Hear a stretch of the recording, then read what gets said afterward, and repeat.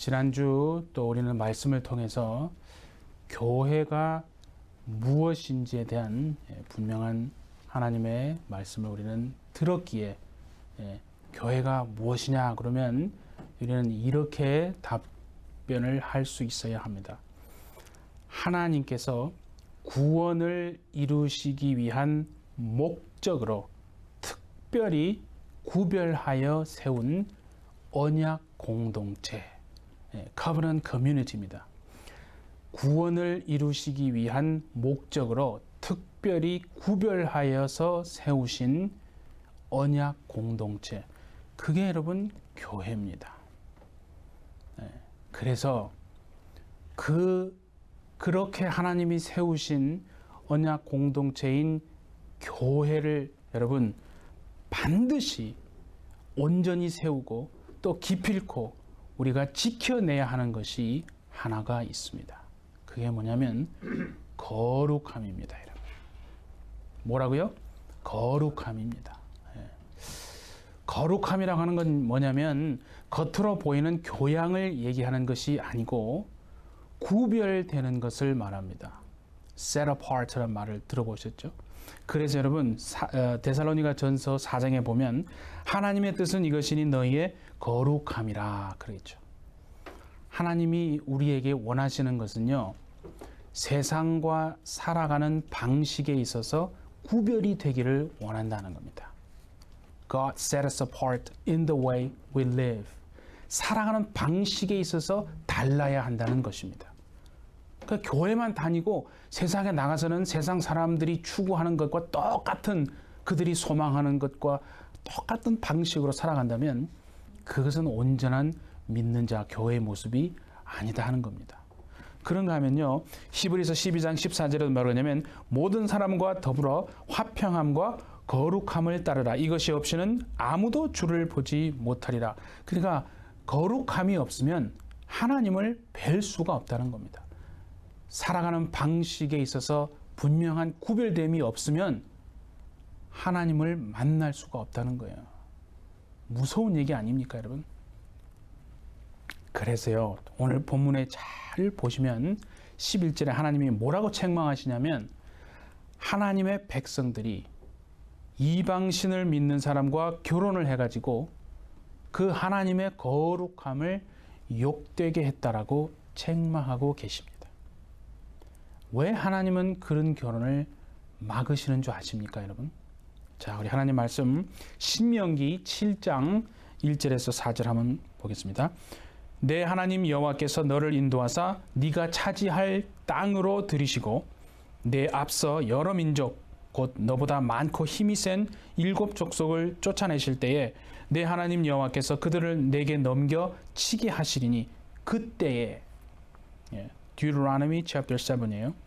그때에 너는 그들과 어떤 언약도 하지 말 것이요 또 그들과 혼인하지도 말지니 내 딸들을 그들의 아들에게 주지 말 것이요 그들의 딸도 내 며느리로 삼지 말 것은 그가 내 아들을 유혹하여 그가 여호와를 떠나고 다른 신들을 섬기게 하므로 여호와께서 너에게 진노하사 갑자기 너희를 멸하실 것임이니라.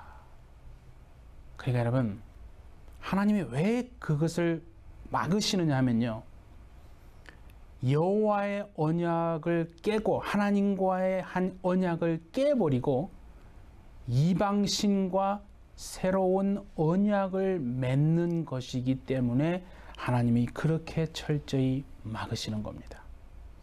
여러분, 우리는 예수 신앙을 가진 사람들입니다. 그렇죠? 그 예수 신앙을 가졌다는 건 뭐냐면 그냥 세상의 많은 종교들 중에 하나를 취했다는 그런 뜻이 아닙니다. 우리는 예수님을 통해서 예수님으로 말미암아 하나님과의 아주 특별한 관계 속으로 들어간 것을 예수 신앙을 가진 걸 말하는 거예요. We entered a special relationship with God through the faith in Jesus Christ. 하나님과의 특별한 관계 속으로 들어간 대단한 인생이에요. 예수 믿는 인생입니다. 그래서 레위기 26장에 보면요, Leviticus 26, 12에 보면 이렇게 돼 있어요. 나는 너희 중에 행하여 너희의 하나님이 되고 너희는 내 백성이 될 것이라. I will walk among you.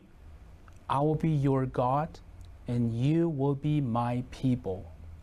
그러니까 분명히 지금 뭐라고 하느냐. 하나님도 우리에게요. 너는 그냥 세상에 아무런 존재가 아니다. 랜덤 비잉이 아니라는 거예요. 정말 스페셜 어떤 존재가 됐다는 거 아니겠어요? 그것을 말씀하고 있는 겁니다. 그래서 여러분, 그리스도 예수님과 하나님의 백성, 믿는 자와의 관계를요, 신랑과 신부의 관계로 그렇게 비유를 하는 것이 바로 그 이유예요. 그런가 하면 영적으로 탈선해가지고 배교하고 하나님을 떠나는 것, 그래서 이방신을 우상을 섬기는 것을 하나님은 뭐라고 하냐면요, 음행한다라고 말하는 거예요. 그렇게 영적으로 보고 있다는 겁니다. 그래서 여러분, 결혼은 뭐냐면 하나님 앞에서 언약하는 것이 결혼입니다. 오늘 많은 가정들이 무너지는 이유는요, 그것이요, 하나님의 언약 안에서 세워지지 않았기 때문에 그런 것이거든요. 여러분, 정말 하나님 앞에서 끝까지 그 언약을 지켜내시는 여러분 되시기를 바랍니다. 세상에서는 어떻게 말하는 줄 아십니까? 그냥 끌리고 좋으면 그냥 결혼해서 가정을 이루라, 이렇게 말합니다. 근데 여러분, 그리스도인은요, 구별돼야 한다고 분명히 말씀드렸죠. 달라야 한다는 거예요. 구별되고 달라야 한다는 게 뭐냐면요, 물론 여러분, 결혼하는 부분에 대해서 사랑이라고 하는 감정을 무시할 수 없습니다. 그런데 감정에만 다 이렇게 의존해서 결정하면 안 됩니다. 감정과 환경에만 의존해서 결정해서 나중에 그 감정과 환경이 변해서 결국 가정을 깨버리는 그런 경우가 얼마나 여러분 많습니까? 그러니까 정말 하나님의 말씀이 기준이 되고 신앙 안에서, 그리스도 안에서 하나 되는 그런 결혼이요, 바로 기본이 되어야 하는 것이거든요. 그래서 하나님은요, 마태복음 19장에 이렇게 말씀했어요. 보십시다. 이제 둘이 아니요 한 몸이니 그러므로 하나님이 짝지어 주신 것을 사람이 나누지 못할지니 since they are no longer two but one, no one let split apart what God has joined together. 그러니까 어떠한 사람도 하나님이 짝지어 주신 것을 나누지 못하게 하라는 뜻이거든요. 그러니까 이렇게 보시면 돼요. 결혼은 뭐냐면 내 마음에 드는 짝이 아니라 하나님이 정해 놓으신 짝을 만나는 것, 그것이 바로 결혼입니다, 여러분. 세상의 기준을 따라가면 힘듭니다. 여러분 보세요. 가야 하는 목적지가 같고요. 예? 가치관도 같고, 추구하는 것도 같고, 바라보는 것도 같고, 그래서 방향도 같아야 함께 갈 수 있는 겁니다. 세상에서도 보세요. 취미와 어떤 관심사의 차이가 나면 힘든 거 아니겠어요? 그런데 가치관과 세계를 바라보는 그 세계관 자체가 다르니까 얼마나 그게 함께 하기가 힘들겠습니까? 그러니까 어떤 예를 들어서 뭐 신앙에 대해서 여러분 의미 있는 대화를 하기도 참 힘든 거죠. 그러니까 지고 가는 멍의 자체가 다르기 때문에요. 한쪽이 예를 들어서 일방적으로 끌려가지 않는 한 그 관계는 대단히 어려운 관계일 수밖에 없는 겁니다.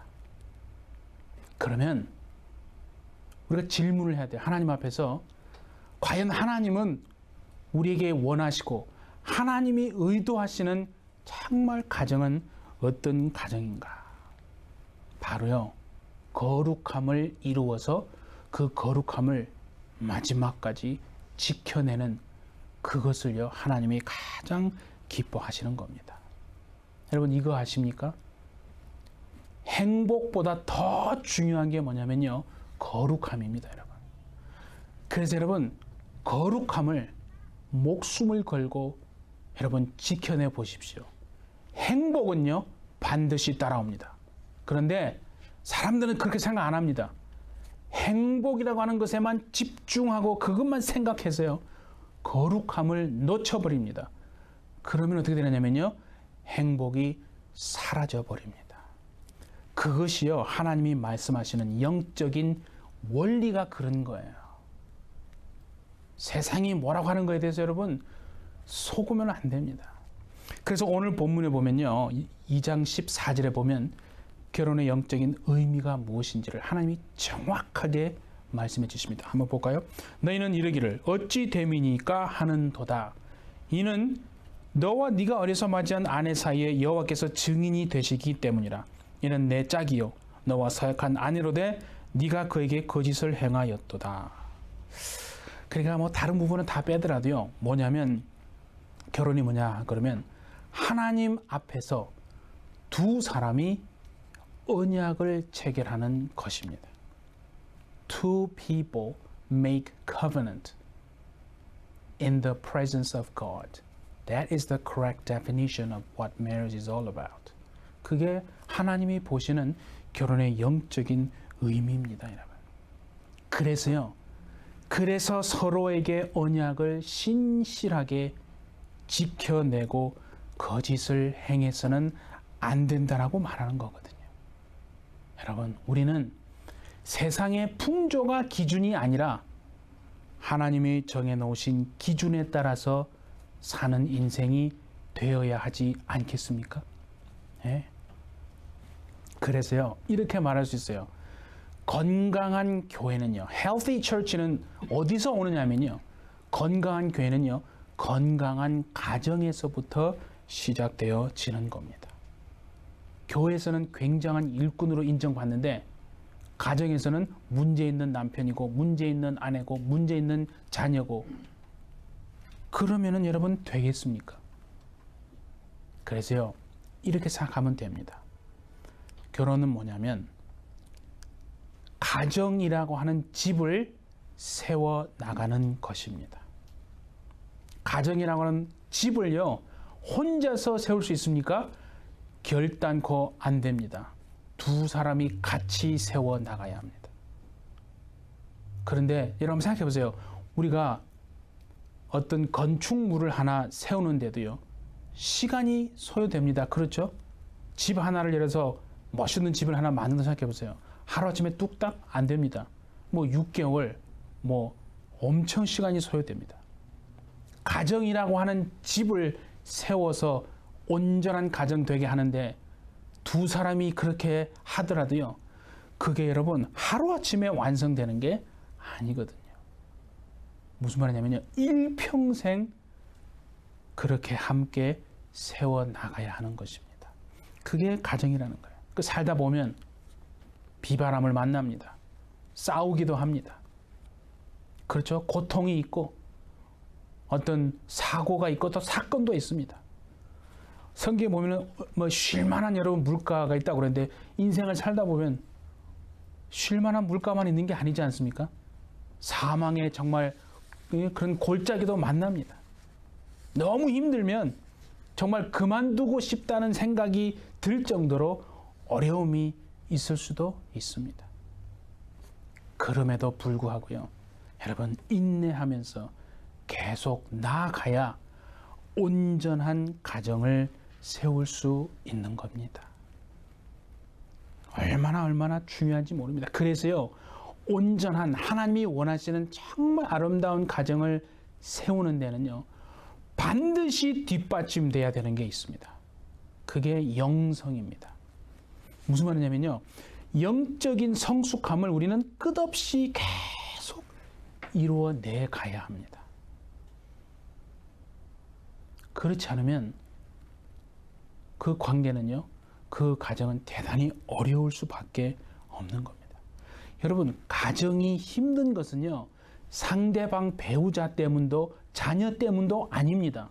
가정이 힘든 것은요, 하나님 앞에서 깨어지지 않는 나 자신의 고집과 나 자신의 자아 때문에 힘든 것인 줄 아십니까? 그래서 모든 것을 나 중심적으로 생각하는 그 마음이 해결이 되지 않으면요, 행복은요 그냥 멀리 있는 것처럼 느껴질 것입니다. 그래서 하나님이 마가복음 9장 35절에 이렇게 말했잖아요. Mark 9:35 보세요. 누구든지 첫째가 되고자 하면 뭇사람의 끝이 되며 뭇사람을 섬기는 자가 되어야 하리라. Anyone who wants to be first must be the very last. They must be the servant of everyone. 모든 사람의 종이 되어야 된답니다. 그런가 하면 또 보세요. 에베소서 5장 21절에 Ephesians chapter 5:21 그리스도를 경외함으로 피차 복종하라. 그 말은 뭐냐면요. Submit yourselves to one another out of reverence for Christ. 그리스도를 경외하는 그 마음 때문에 서로 복종하라는 거예요. 그 복종하라는 말은 뭐냐면 상대방에게 나 자신을 완전히 굴복시켜라 뜻입니다.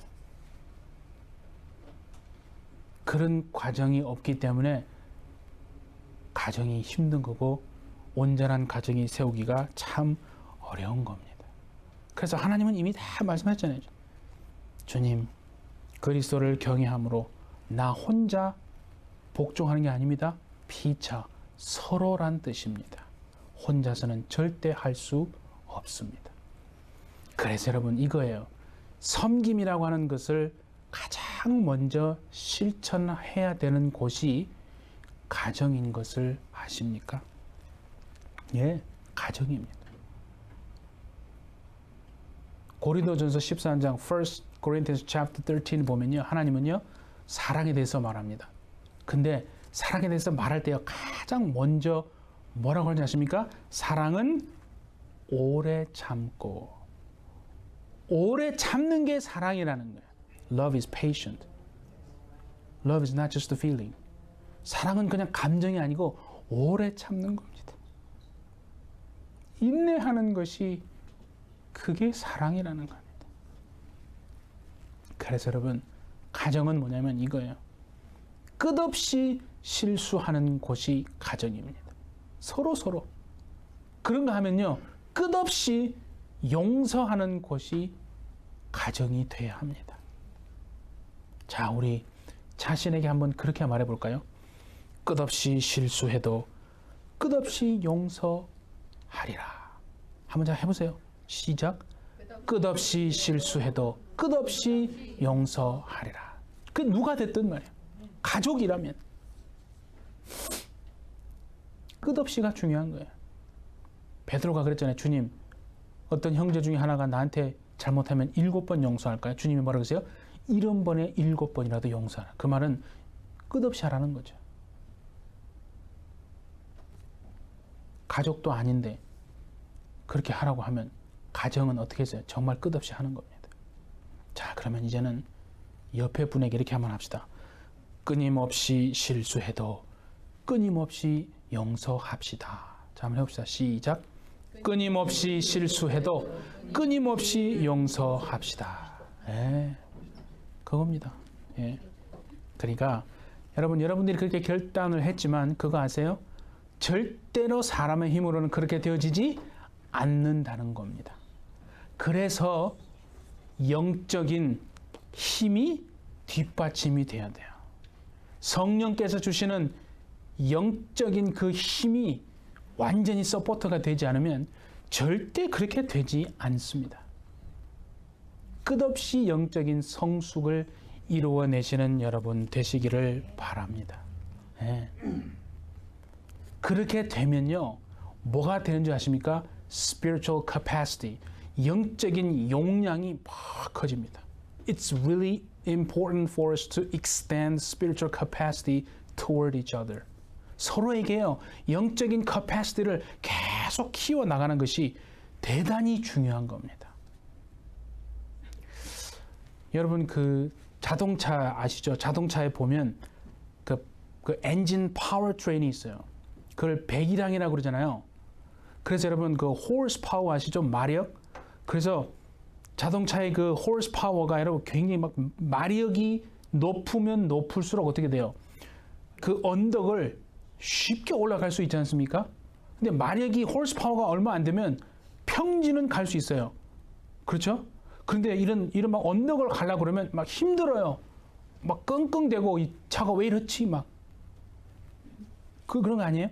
그러니까 뭐냐면 the higher the horsepower of the vehicle, the easier it'll go over the hills. 그러니까 horsepower가 크면 클수록 언덕을 쉽게 올라가는 거거든요. horsepower가 적으면 편안한 길은 갈 수 있어요. 그러나 막 이런 막 언덕길은 오프로드는 못 가는 거예요. 여러분이요, 영적인 커패시티가 없으면 아무런 문제가 없는 편안한 삶일 때는 다 신앙이 좋은 것 같아요. 그런데 고난이 옵니다. 가정을 이루고 살다 보면 다툼이 올 때도 있고요. 어려움 때문에 막 힘들어질 때가 있지 않습니까? 사망의 골짜기를 지나야 할 때가 한두 번입니까? 그때는 어떻게 할 겁니까? 영적인 커패시티가 배기량이 딸려가지고 못 올라가는 거예요. 그럼 포기하고 그냥 끝내버릴 것입니까? 여러분, 자동차의 마력도 그렇거늘 정말 영적인 배기량을요, 여러분이 키우시는 여러분 되어주시기를 바랍니다. 얼마나 중요한지 모릅니다. 그렇게 되면요, 영적인 배기량이 키워지면 어떻게 되는 줄 아십니까? 상대방을 이해하는 능력이 커집니다. 상대방을 이해하는 능력이 커지면 비로소 상대방을 사랑할 수 있는 힘이 생기는 줄 믿습니다. 처음부터 사랑하려고 하니까 힘든 거예요. 배기량이 50cc나 예를 들어서 그죠? 마력이 정말 10 horsepower밖에 안 되는데 오프로드를 가보세요. 갈 수도 없어요. 그냥 아무것도 없는 프리웨이만 달달달 거리가 가다 끝나는 거예요. 여러분이 인생의 오프로드를 막 경험하고 if you want to explore the off-road of the world, then you need to extend the spiritual capacity toward each other in your household. 그렇지 않으면 어떻게 됩니까? 상대방을요, 나 자신의 행복을 위한 수단으로 삼으려고 생각하게 됩니다. 상대방을 내 행복을 위한 수단으로 삼으면 절대 안 됩니다. 그래서 서로 헌신하는 겁니다.